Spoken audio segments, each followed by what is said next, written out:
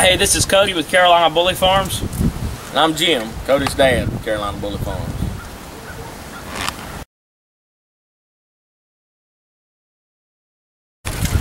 We're located in Stanley, North Carolina, near Charlotte, and we also have a kennel way across the United States in Hawaii. Yeah, we opened our kennel up here about 3 or 4. We started a kennel about 4 years ago, and it really took off.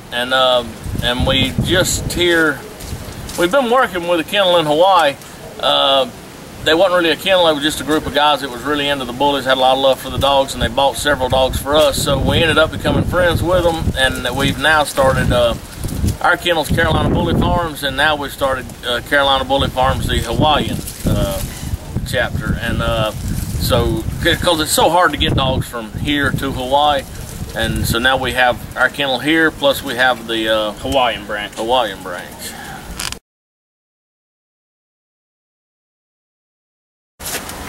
Our main dog, pretty much the face of our kennel, is ABKC Extreme Champion Mo Money. He's the dog that put us on the map. He's responsible for Carolina Bully Farms. Without him, there would be no Carolina Bully Farms. And we got him. He's the dog we got as a pet, and we fell in love with him, and other people fell in love with him, and that's what started Carolina Bully Farms. I'll let you tell them a little bit about how Mo Money came. You know what he's off of. Mo Money's produced, he comes to us by way of Grand Champion Dirty Money, that's his dad, and his mom's name is Bella. She is a Ripley dogger. Ripley's off Little Row from Razor's Edge. Dirty Money is off Dirty Sanchez, who's a direct Remy Martin son. And then you have, on the bottom side of Dirty Money, you have some more Razor's Edge, Blood Classic Razor's Edge stuff. Money's a pure Razor's Edge dog. He's got Remy Martin in him, which is, you know, Razor's Edge blood, Blue of Ruckus, and Sage. And then on his bottom side, he's the Little Row, and just stuff like that is pretty much what makes up Mo. He's just what a pure Edge dog is, but he just come out a genetic freak. He come out looking like he does. He's an extreme bully. He just something in his gene pool made him come out like that, and that's the kind of dogs he throws. You got dogs like Sweet Money over here, Mini Money. We've got pictures of them all today, so I'm sure y'all will be rolling some of those through the film. You know, Too Fat, Baby Lisa, they all, dogs like that is what Mo Money produces, and he produces extreme dogs just like himself. And we was worried when he first started breeding him, he may not produce his look, but he does. He throws that extreme look.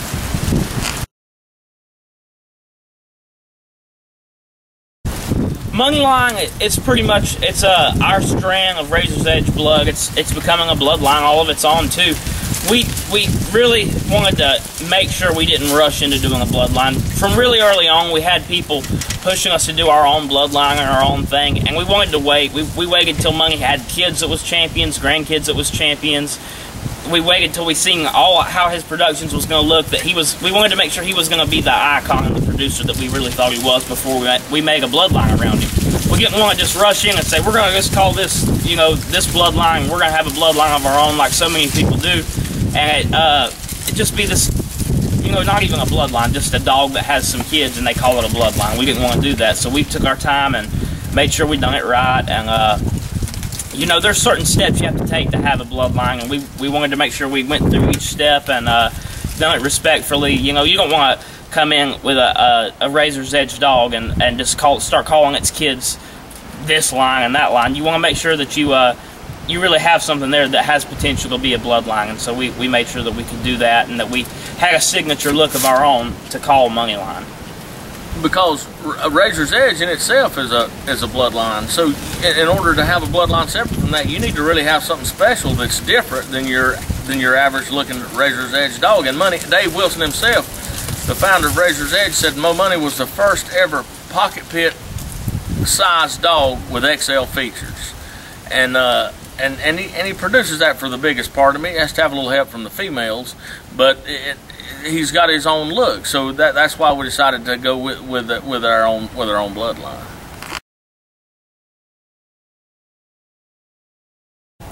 Mo Money is he was really one of the first dogs to start really getting a lot of advertisement done with him. He was it first started out with him becoming an Atomic Dog mascot. We did a commercial with him. We did. He was on the magazine cover, of course. He's even got a few sculptures of himself. He even has we have a trophy of him etched in glass, and he's been an Atomic Dog mascot. He's an ABKC champion, and he's one of the few extreme champions that's actually produced, I want to say 5 or 6 champions. Now, he's produced a lot of champions, and his kids are producing champions too. One of them's getting really close to being a grand champion. Actually, 2 of them are, I think. And he's not just not just an extreme dog. He can produce a show dog too. But he also was one of the first dogs that you really seen come out on a lot of shirts.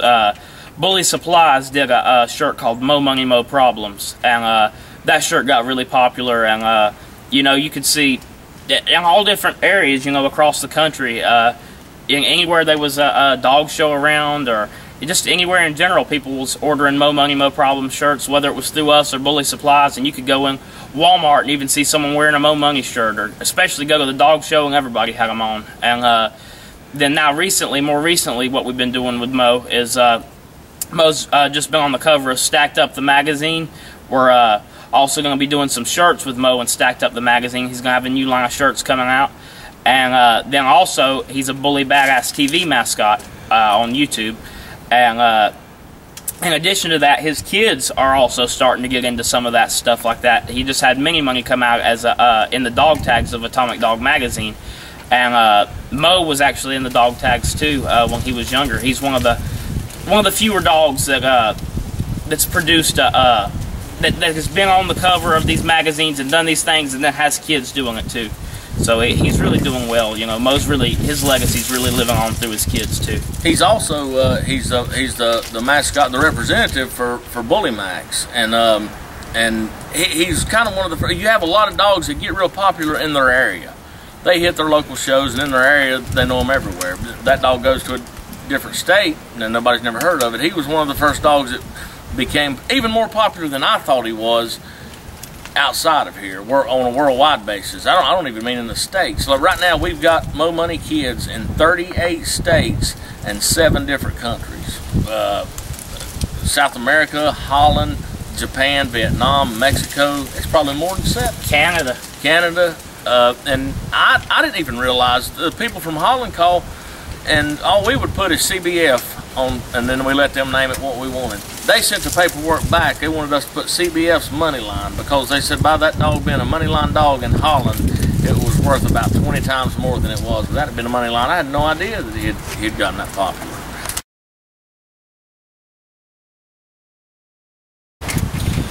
On YouTube, it really kind of was a surprise how popular we got on YouTube. We just started because we like posting videos of our dogs, because not many people do that. People tend to hide behind pictures, and not many pictures at that.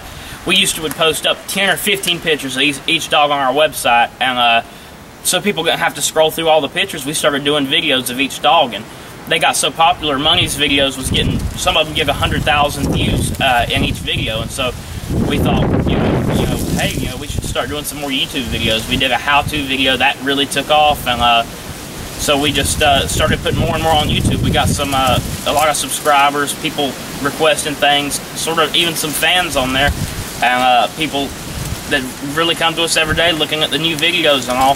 So we just try and find new things to do for them, and new things that people are interested in to post up that they need help with on the dogs. We was new in it at one time too, and we like to post things that we was looking for. I remember getting into it, the first thing we did was go on YouTube and look up bullies, and there was just a lack of stuff like that on YouTube. So I like to post up videos about what I was wanting to see on there, and what would have helped me to find on there. How-to videos, how to feed, how to exercise them, how to do an AI, next time we have a litter, I'm going to film that and post it up on there.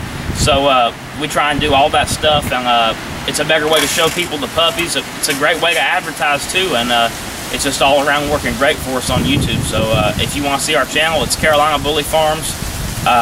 Remember to just subscribe to us when you go to our channel. We appreciate it.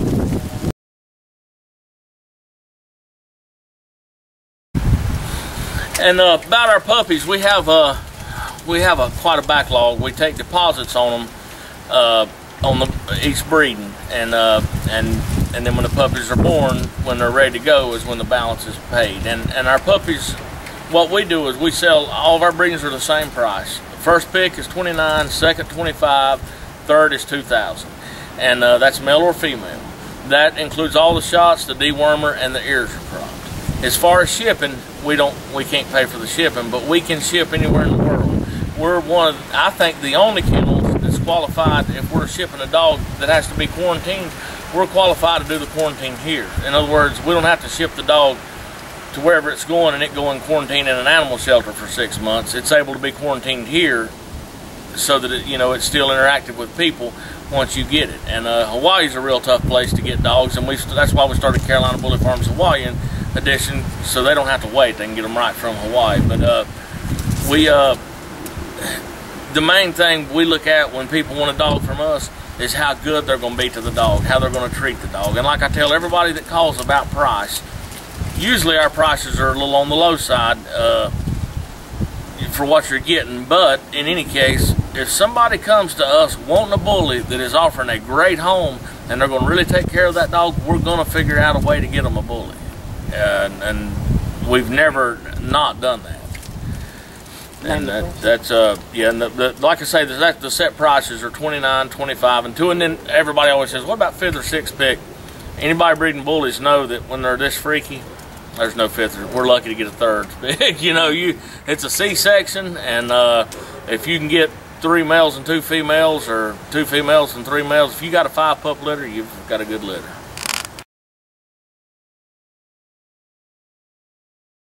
And about my favorite kennel, this is going to surprise a lot of people because I know everybody always mentions the big name kennels that get people started, and I do have a ton of respect for them, and I know Cody knows all of them's names better than me, and he's going to mention them. But my favorite kennels are kennels like 5-star bullies, like Brown's kennels, where y'all are going to next. Kennels that they might not be the hugest kennels in the world, but their dogs are taken care of. You don't go and see 30 5x5 kennels and the dogs stay in them kennels 24/7. The dogs are part of the family. They're taking care of these people in these kennels. They'll go to them dogs, they love them. It's not just about having a kennel and spitting out puppies to make a lot of money. The dogs come first, and so those kind of kennels are kennels that that are my favorite kennels, and kennels that I'd rather do business with. Now there is some bigger kennels. I'll let Cody touch on some of them that you got to give respect to, because without them we wouldn't even be here. I know Dave and his kennel. Yeah, Dave, I still go and look at Dave's Facebook and look at pictures of dogs he's producing. Dave has a look to his dogs. It's just classic, and it's just Dave produces a timeless bully. And Dave started the bully. He started the Razor's Edge dog, him and Cruz, and so you got to give respect to them. They'll always be one of my favorite kennels. And then I would probably say Marco too, for starting the Marco with Suarez Bulls, for starting the pocket pit movement, which is really what's more my style too, and or kind of evolved more into my style. So I definitely want to give respect to Marco too at Suarez Bulls Kennel.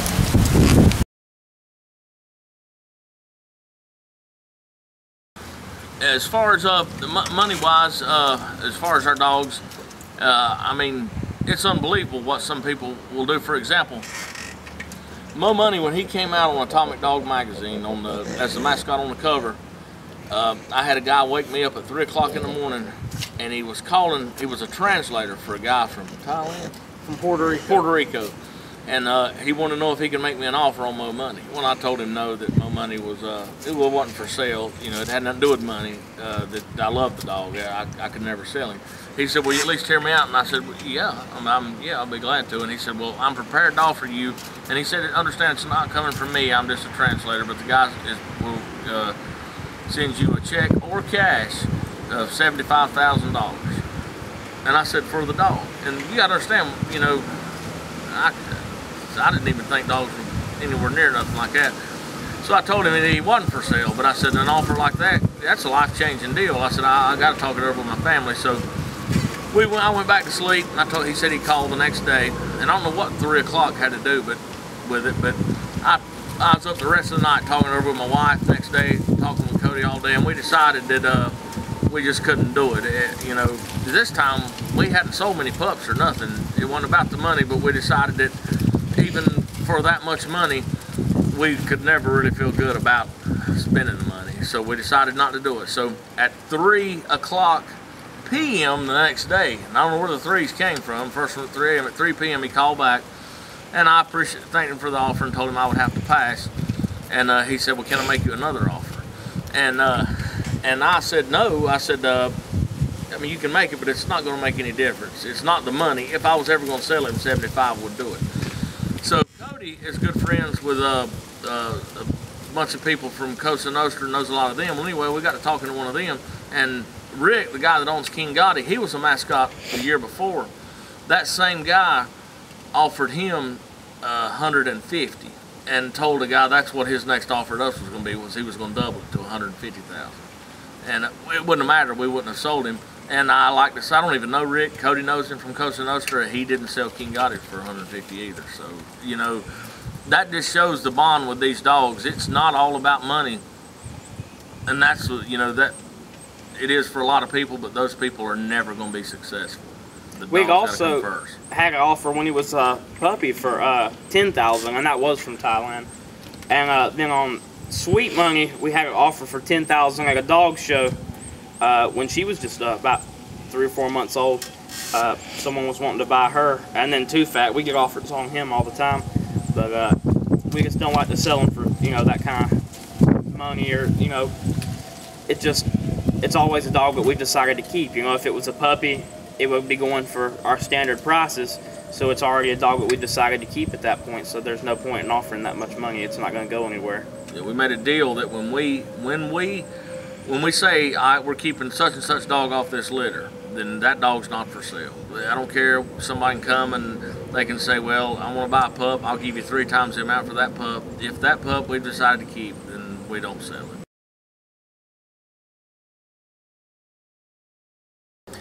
I'd say if we could change anything, without a doubt, I think he'd agree with me, it would be when we lost Fat Money. That was, you know, the biggest blow we've ever took to our kennel. Fat Money was the future of our kennel. He was going to be the next Mo Money. He was already producing great. He produced Lily, he produced Doughboy, and he had only had like 1 or 2 litters when he died, and he was just doing exceptionally well. And he was going to be an Atomic Dog mascot the next year, and you know, when we lost him, that was a big blow to us, and it changed our breeding plans. It changed a lot of things we had planned from that point on. So if I could go back and change anything, I would probably send him out to Hawaii, because we was going to do that at one point, and we decided we wanted to keep him here, and he'd still be alive now if we would have sent him out to Hawaii, so I would definitely have done that now.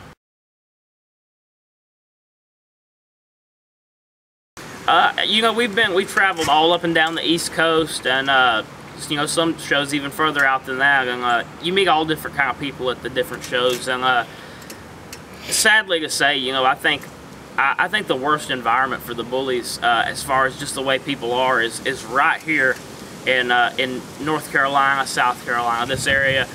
People are really jealous. They are competitive, and, you know, out west in California, people will get behind one dog and push it, make that dog big. Out here, you get a big name dog and everybody's cutting it down. Oh, his bite's bad, his feet's bad, his tail's bad, he's dead, he's, you know, they're making up all kind of crap about it. You know, and some further down south, like Florida and stuff, I don't think there's as much out there. There's some nice stuff out there, but it's a great environment. People's a lot more laid back and supportive out there. It's a lot more like out west. And then like as far as down in Alabama, they like a little bit cleaner show style dog than I like, but it's a good environment down there too. Up north, I like showing up north. Everywhere has their own style of dogs. Everywhere seems you know, nice. They like some different breeds even up north, like they're more into the Shorty Bulls and Frenchies. And then out west, I'd say fits my style best, and how the people act, I like that best. But you know, it's just different everywhere. I think if everyone everywhere would become more of a family, and decide to push the bully and make it look more professional and unified to the people that don't know what the bully is, the general public, it would be great, just better for everybody. The biggest thing going against these dogs are the breeders. I mean, I'm not saying that about every breeder. There's a lot of great breeders, but there's a lot more breeders that are not. And you get people calling from out of the country, and they send deposits to people, and people know that they don't have to give them a dog, don't have to send them a dog. They just take it and run with it. And you wouldn't believe the stories I get from people that do. We had people fly out here from Holland, and they bought dogs from us on 2 different occasions, and each time they wouldn't trust their dog getting on an airplane and flying. They came out here, picked the dog up, and flew back with it. And it's just that, like Cody said, even in the United States, anywhere outside, North and South Carolina is the worst. Anywhere outside of it, if a dog becomes popular and starts getting love from other people in other states, maybe even worldwide, everybody jumps behind that dog. But in North Carolina, all of North Carolina, some of South Carolina, it's everybody hate on each other too much. No kennels can work together. We don't do nothing with any kennels around here. And to show the difference, the Mo Money dogs we sent to Holland, the first show out, a Mo Money daughter won the whole show, and she wasn't even an adult yet.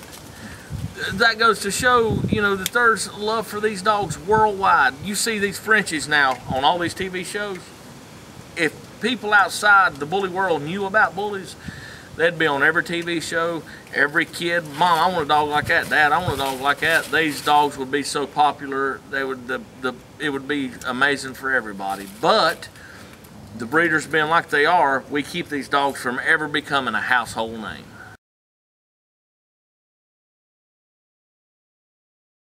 We've done a good bit of interaction with celebrities, all because of the dogs. They just draw people to them, celebrities included. We was staying in Orlando with Mo Money and Sweetie, two we have out here right now, and we walked up to the hotel, and it was during All-Star Week when it was in Orlando, and Kevin Hart and T.I. was staying at our hotel, and man, as soon as we walked in the hotel there, excuse me, Kevin Hart was like, man, he couldn't believe it. He walked up to Mo Money, gave his phone to his girlfriend, and started taking pictures with Mo. And I've put some pictures up of that before, but then what I didn't get pictures of was T.I. was there too, and he took a fig over Mo Money just the same way. He loved him, and then we've also had people like some athletes actually do breedings with us. We had Hakeem Nicks from the New York Giants. He come down to the house here and did a breeding with Mo. Mo's son. Mo's son, Macho Money. And did a breeding with us to his female. And he's got Moneyline puppies on the way right now. And so a good many of the New York Giants are going to be having Moneyline dogs here in a couple more weeks. That's who he said he planned on selling most of them to. So we have that we're excited about. And then there's a few more celebrities. Well, it was crazy at Florida because we were staying at a resort, and it was the All-Star basketball contest, or slam dunk contest. And I don't follow basketball, I don't know nothing about it, but I did know the T.I., the rapper. So I went in and seen him first, introduced himself. He went wild over the dog. I introduced myself. He didn't have to. I knew him. But that evening, what would happen when people would go, when it was time to go to see the All-Star game, security would come down in front of the resort because all the rappers and the basketball players that were staying at the resort would come out, and their rides would be there. They were leaving in limos, or some of them would have people picking them up in these Denali's with 30-inch rims, just unbelievable vehicles. Security would hold everybody back, and people would film them as they go out and get in their car. We were standing there with Mo Money and Sweetie, and Kevin Hart came out and just took a fit and started. He had his girlfriend taking pictures instead of taking pictures with other people. He was taking pictures with him and Mo Money. Well, then one of the basketball players, and I don't know his name, he happened to see Mo Money, and they cleared security out so that we could bring Mo Money in, and they was having their own photo shoot. Instead of fans taking pictures of them, they were taking pictures of theirself with Mo Money, and they started calling other basketball players from other hotels to come over and see the dogs. And they were late. They was even late getting to the All-Star deal because Kevin Hart, I didn't know at the time, while he was there taking pictures of Mo Money, he was the host for the All-Star deal. He's playing in a celebrity all-star game. Yeah, so we went in and watched it, and then they announced, here comes Kevin Hardy and Leighton. And the reason is because he was just outside taking pictures with Mo Money. It was pretty neat.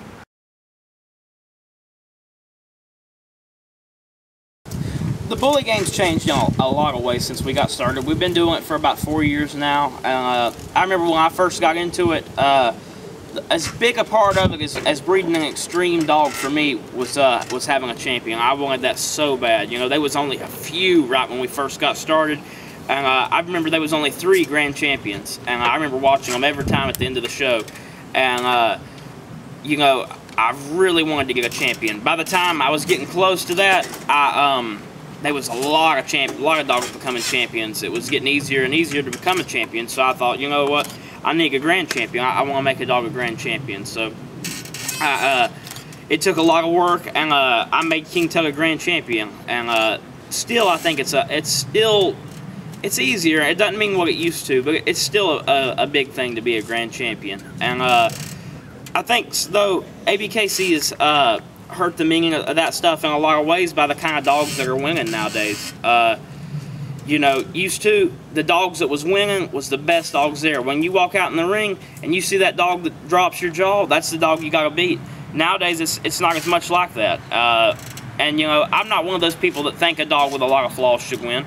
I know everything about a clean dog.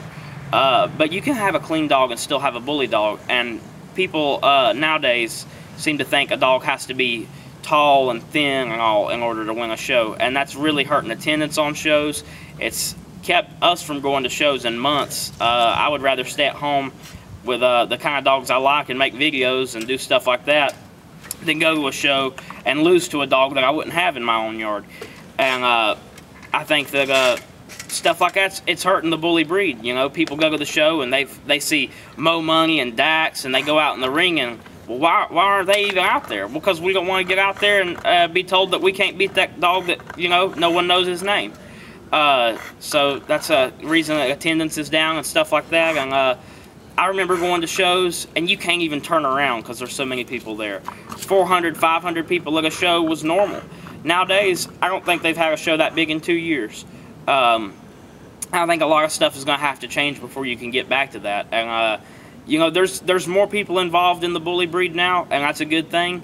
But more of those people are staying home because the shows, you know, when they buy a dog from someone like us or someone else, we're telling them the shows aren't what they used to. You know, you'd be better off going to PetSmart or something and hanging out than you would be going to a show where people's going to criticize you. So the environment's really changed from what it used to. Used to it was a laid-back, fun thing to go to. Now it's different. You know, it's not all about the dogs now. Now it's changed. It's more like a UKC show, and I think that's not the direction that the bully breed should be headed in.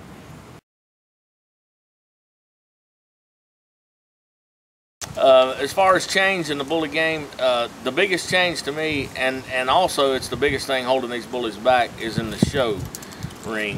When we first started, when you went into a show, first of all, there was 3 times the people and dogs at the shows than there are now, and there would be a dog and you couldn't even see the dog because of the people gathered around it. You knew that's the dog to beat. Everybody done heard the dog was going to be at the show. Everybody's coming to see the dog, and the dog would win, and it should have won. They were awesome. Now what's happened is, and I think it's bad, most of the breeders have become judges. And it's the old school breeders that like the really, really clean dogs that to me are basically pit bulls. So now you take a real bully dog, which is what people want, and it's what they want to buy to a show, you're not even going to place. You won't make the first cut. And that's tough because people see these dogs, the ones in the magazines and stuff, and they're the bulliest dogs.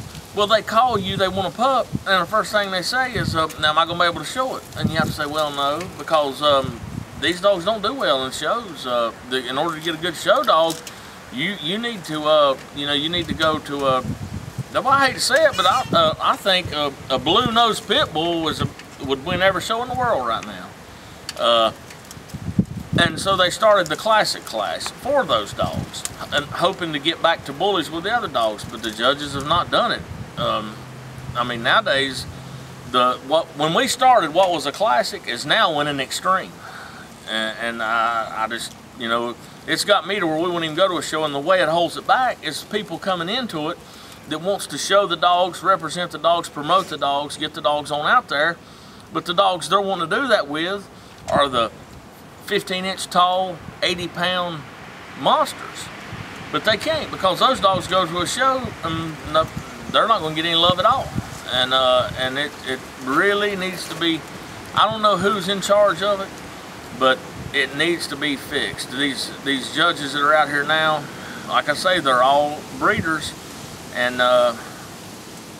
you may want to edit it out, but to me they're breeders that couldn't produce this kind of dog, so they're trying to let the kind of dogs they produce win.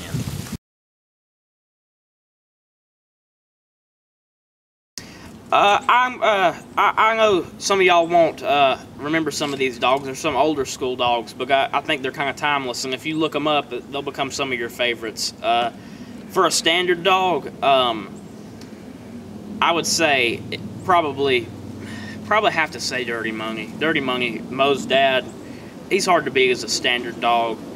And then Pocket, people's gonna say I'm biased, but I don't think any Pocket can hang with King Tut. He was just the baddest of the bad for Pocket. And then for an XL dog, I'd have to say Nemesis from Pratt's Pits. He was just a monster. He wasn't just one of those big sloppy Mastiff looking dogs. He was a big old bully dog, and I loved how he looked.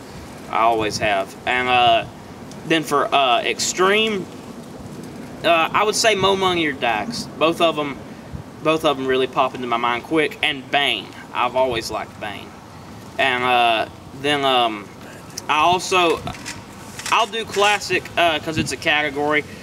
But for classic, I can't think of a dog, because who knows a classic? It's a big name dog. I think classic is just more of the class where people go, you know, they go to a show their first time, and they say, oh, I don't fit into extreme or standard, and I'm too skinny for XL, so I'll go show classic. And you know, that's where classic's at.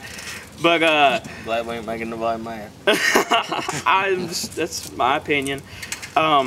Then for exotic, even though it's not a class, it's a class to me. And for exotic, I think that little dog Bullseye is just ridiculous. I love Bullseye, even though he's kind of freaky looking. He's something else.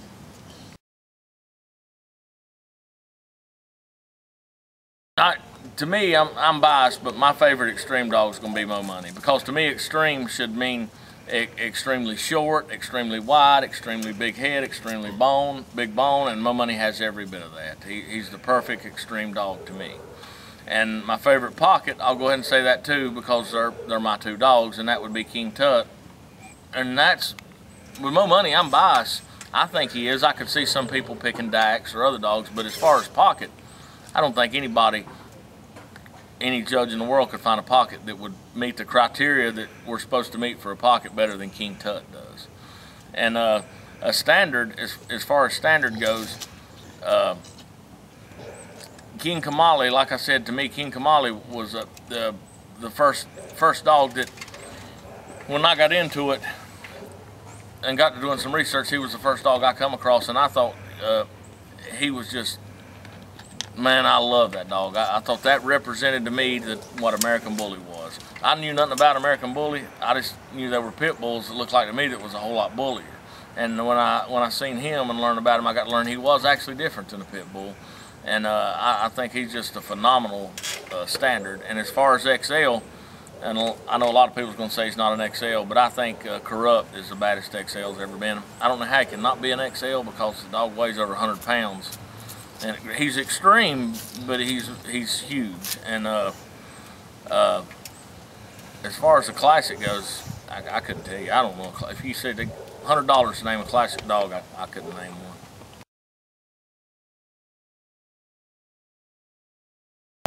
I want to thank Stacked Up Bullies, the magazine, for coming out here and doing this with us. I really appreciate it. I really want y'all to support them. They're not a huge company. They're out here doing this on their own. They're the ones driving up and down the road. They drove all night to get here. I got a text from the dude. He was here at 6 o'clock this morning. He ain't even been to sleep yet. And we've been filming and taking pictures of dogs all day. So y'all, you need to get out there and support them. They're doing a lot to help the bully movement. And as far as getting in touch with us, I'm gonna let Cody tell you that. We can be reached on our YouTube page, which that's where you're watching this right now. Or if you're watching this on the DVD, our YouTube page is Carolina Bully Farms. Just go on YouTube and search Carolina Bully Farms. That's a great way to get in touch with us. Also, our website, carolinabullyfarms.com. You can get in touch with us there because we have our email and our numbers listed on there. And our email is blackburnem@bellsouth.net, which is a little confusing too. It's BLACKBURNM@bellsouth.net. Then our numbers is 704-751-7068 for me and 704-751-7072 for Dad. I'm a little easier to get in touch with than him. He gets a lot of calls all the time, so it's a little easier to get in touch with me, and you're going to get a quicker response from both of us by texting. So that's all you got to do to get in touch with us. You said what? You're good.